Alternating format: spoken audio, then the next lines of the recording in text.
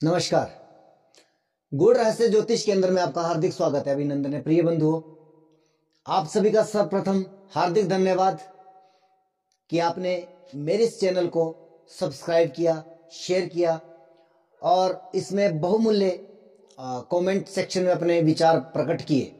और मुझे बहुत प्रसन्नता होती है जब आप लोग एक विचार अपना रखते हो कमेंट सेक्शन में, और बहुत ही जो है मुझे वहां से ऊर्जा प्राप्त होती है। और सबसे पहले मैं अपने व्यूवर्स और अपने सब्सक्राइबर के लिए हार्दिक धन्यवाद इसलिए भी करता हूं क्योंकि मेरे पूरे 1000 सब्सक्राइबर पूरे हो गए हैं। और क्षमा प्रार्थी इसलिए भी हूं क्योंकि ये वीडियो पूरे 14-15 दिन बाद जो है अपलोड किया जा रहा है।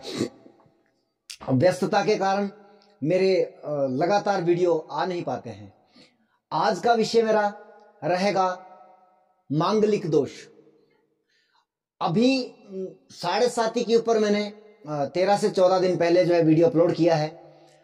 हमारे ज्योतिष जगत में बहुत सारी भ्रांतियां हैं, और जैसे कि 7:30 मांगलिक दोष तो इतना बड़ा भूत बना दिया है कि इतने लोग डर जाते हैं कि अब मैं क्या बताऊं। मुझे जब कॉल आते हैं वहां से ये चीजें समझ में आ जाती है और वहीं से विचार उत्पन्न होता है कि एक वीडियो इसके ऊपर बनाया जाए। और देखिए, जितना आप इन चीजों को फैलाएंगे, इसको शेयर करेंगे, लोगों के अंदर इनसिक्योरिटी जो महसूस हो रही है वो अपने आप को सिक्योर महसूस करेंगे। तो आज का विषय प्रारंभ करते हैं। मैं ज्यादा भूमिका नहीं बनाऊंगा। मेरा निवेदन रहेगा आप लोगों से कि इस वीडियो को बहुत फैलाएं ताकि लोगों तक सही जानकारी प्राप्त हो जाए। और यह जितने भी विचार मैं खास करके अपने YouTube पर डालता हूं वो बिना रिसर्च के नहीं होते हैं। उसके ऊपर बहुत अध्ययन करने के बाद तभी मेरा वीडियो बहुत दिनों के बाद आता है। बहुत गहन विचार के बाद वो वीडियो अपलोड करता हूं, तब आपके सामने प्रस्तुत करता हूं। और इसलिए शायद ईश्वर की कृपा से और गुरुजनों के आशीर्वाद से मेरे चैनल के या इसके ऊपर की गई भविष्यवाणियां जो है वो अभी तक 100% सिद्ध भी हुई है। तो आइए टॉपिक पर आते हैं। मांगलिक दोष, ये एक उदाहरण चार्ट है। ये कोई किसी व्यक्ति विशेष का चार्ट नहीं है। ये भाव है, 1 से लेकर 12 तक ऐसे भाव होते हैं। अगर किसी को जानकारी नहीं हो सामान्य जन, तो वो उसको समझने का प्रयास करें। और मेरे वीडियो को देखने के लिए अपनी कुंडली अपने सामने अवश्य रखें। पहले जानते हैं कि मंगल दोष बनता कैसे है।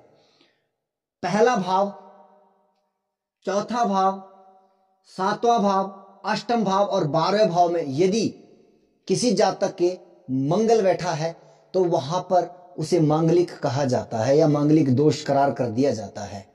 अच्छा, मंगल ही क्यों, अन्य ग्रह क्यों नहीं? क्यों? क्योंकि मंगल जो है वो इमीडिएटली निर्णय ले लेता है, अचानक से कोई परिणाम देता है। तो वहां पर राहु केतु भी तो है, वहां पर सूर्य भी तो है। मैं आपको एक बात बताऊं, मंगल से कहीं ज्यादा जो है वो, मैं कहता हूं 100 गुना अधिक वो सूर्य जो है गृहस्थ जीवन को बर्बाद कर सकता है अगर वो 7वें भाव में बैठा है।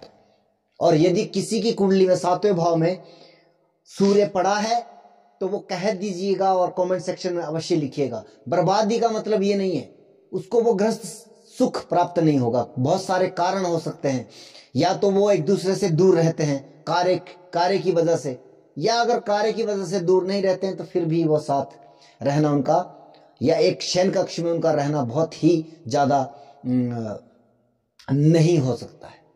ये सूर्य का परिणाम है। लेकिन मंगल को अधिक चर्चाओं में लिया गया है और इसका बहुत बड़ा जो है वो डर पैदा किया गया है।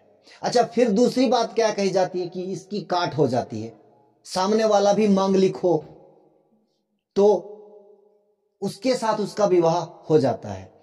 और कहीं ना कहीं ऐसा चल रहा है, लेकिन आप लोग कभी इसके ऊपर गौर करिएगा कि एक नॉन मांगलिक व्यक्ति से मांगलिक व्यक्ति का विवाह हुआ है और वो जीवन भर चला है।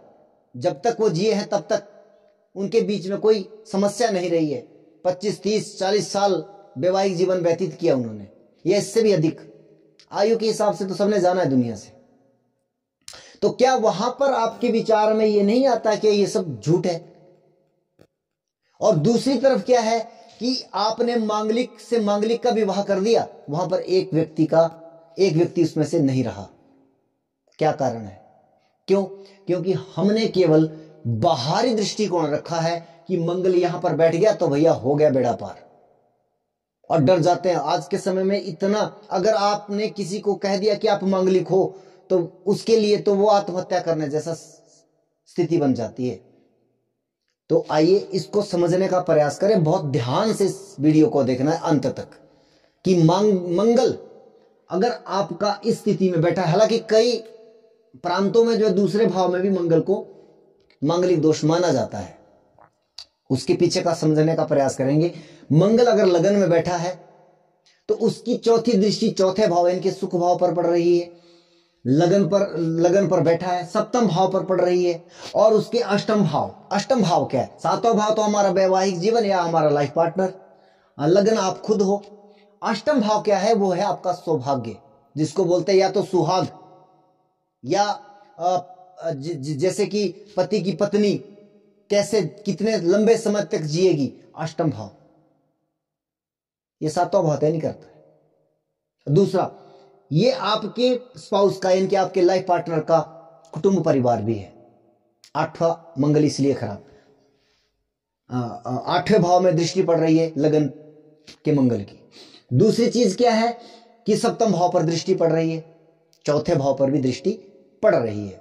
इनके वैवाहिक जीवन, आपका सौभाग्य, आपका सुख, इन सभी चीजों को प्रभावित कर रहा है। आप स्वयं इसमें प्रभावित हो रहे हैं, इसलिए मंगल दोष यहां से बनता है। चतुर्थ का मंगल, चौथी दृष्टि आपके सप्तम भाव पर, आपके लाइफ पार्टनर पर। इसलिए कई बार कहते हैं कि चौथे का मंगल कुछ हद तक जो है, हालांकि मांगलिक या मंगल के ऊपर मंगल की चौथी दृष्टि क्या करती है, आठवीं दृष्टि क्या करती है, भैया यूट्यूब पर इसके वीडियो सब पड़े हुए हैं, मैंने पहले ही अपलोड किए हैं, आप वहां से देखिएगा। ऐसा व्यक्ति चतुर्थ भाव में मंगल है, क्या होता है कि अपने लाइफ पार्टनर के ऊपर वो इनसिक्योर महसूस करता है, उसके ऊपर सिक्योरिटी रखता है, उसके ऊपर नजर रखता है। तो कई बार क्या होता है कि उसका सामने वाला जो उसका स्पाउस है, उसका लाइफ पार्टनर है, वो उसको शक्की समझ लेता है, तो इस करके वो चौथी दृष्टि खराब कर जाती है काम। अब सप्तम भाव में बैठा मंगल तो फिर वैवाहिक जीवन के लिए वहां पे भी प्रॉब्लम है, और वहां से वो लगन पर भी दृष्टि दे रहा है, दूसरे आपके कुटुंब परिवार पर भी दृष्टि दे रहा है।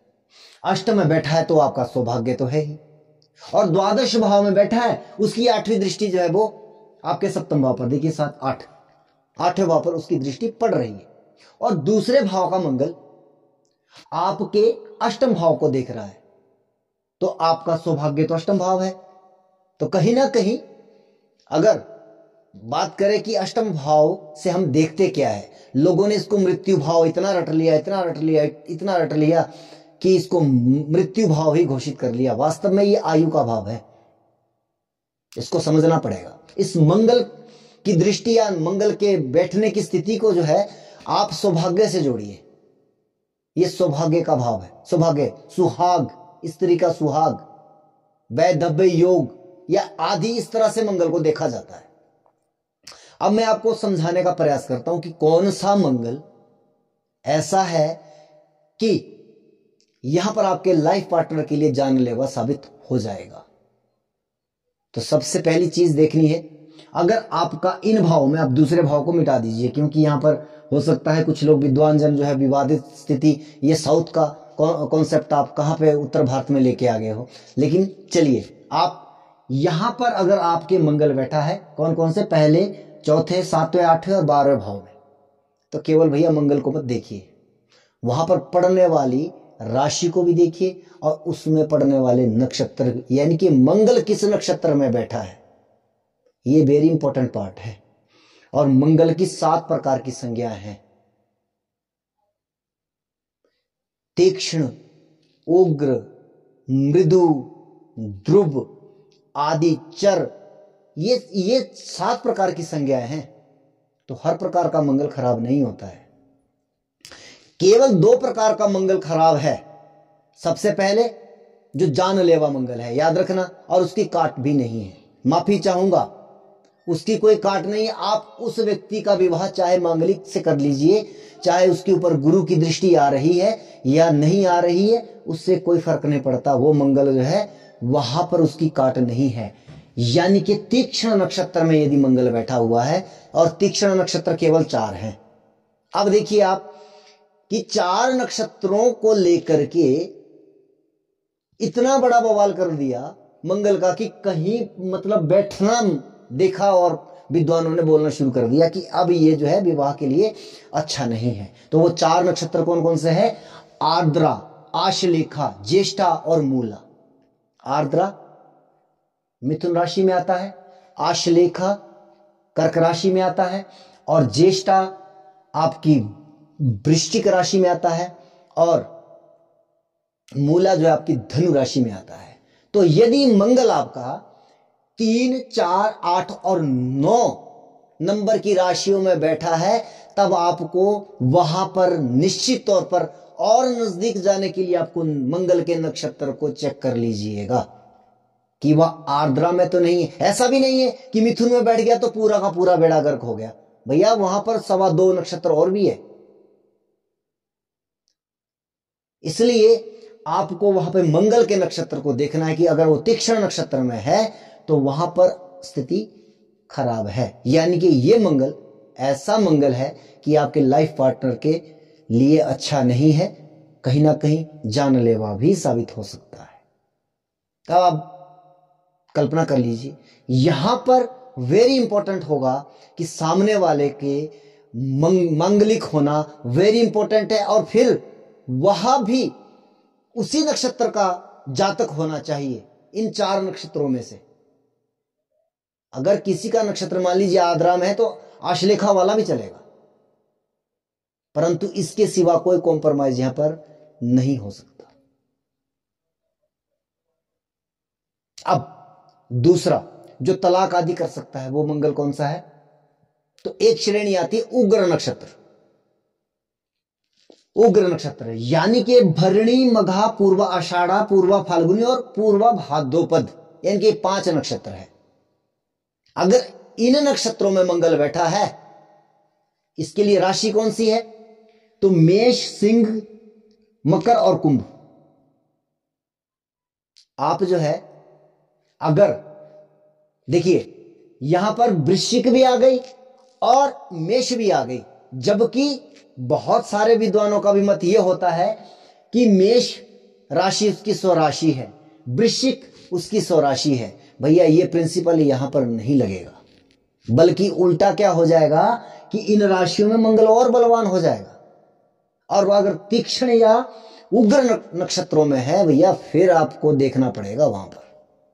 मैंने बहुत सारे इस पर कुंडलियों पर रिसर्च किया है इसके ऊपर, और अगर मान लीजिए मेरे ऊपर आपको डाउट लगता है तो आप खुद चेक कर लीजिएगा, फिर कमेंट सेक्शन में लिखिएगा।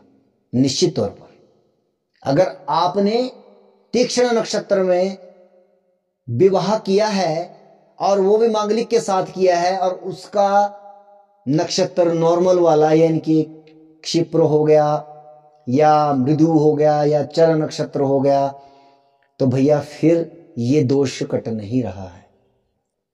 इसलिए मैं कहता हूं कि गुण मिलान हमारे यहां पे किए जाते हैं। गुण मिलान भी करना एक पार्ट है, लेकिन कुंडली मिलान करना वेरी इंपॉर्टेंट। और तभी हम कहते हैं कि ज्योतिष सबके बस की चीज नहीं है। माफी चाहूंगा, सबके बस की चीज नहीं है, इसके लिए बहुत गहरा अध्ययन करना पड़ता है। ये अगर उग्र नक्षत्र में आपका मंगल पड़ा है, ये आपके तलाक आदि लड़ाई झगड़े की संभावनाएं बनाता है, और तीक्ष्ण नक्षत्र जो है वो आपके जीवन साथी के, आपके लाइफ पार्टनर के लिए या कई बार खुद के लिए भी वो घातक साबित हो सकता है। मंगल जल्दबाजी का प्रतीक है, वो एकदम इमीडिएटली एक्शन लेता है, उसके अंदर इमोशनल नहीं है, इसलिए मंगल को ज्यादा खराब माना गया है।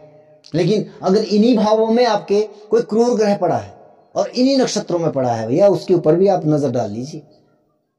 मैं खास करके जो कुंडली मिलान या विवाह वगैरह करवा रहे हैं वह लोग इस वीडियो को अवश्य देखें। तो इसके सिवा यानी कि 4, और 5 9 नक्षत्र हुए। बाकी कितने नक्षत्र बचे आपके? अगर हम 27 नक्षत्रों की गणनाएं करें तो 18 नक्षत्रों में बैठे हुए मंगल से आपको दिक्कत नहीं है। आप ऐसे मांगलिक व्यक्ति का विवाह नॉन मांगलिक से कर लीजिएगा, मैं जिम्मेवारी के साथ कह सकता हूं ऐसी कोई समस्या नहीं आएगी। और अगर आपको इसमें डाउट है तो आप बहुत सारी कुंडलियों पर, बहुत सारे वैवाहिक जीवन के ऊपर आप जरूर रिसर्च करें, फिर जाकर के आप कमेंट सेक्शन में लिखिएगा। धन्यवाद। मेरा काम है जागृति करना, ज्योतिष के सही मूल तथ्यों को आपके सामने प्रस्तुत करना। देखना ना देखना, इग्नोर करना आपके हाथ की चीज है। जय सीताराम।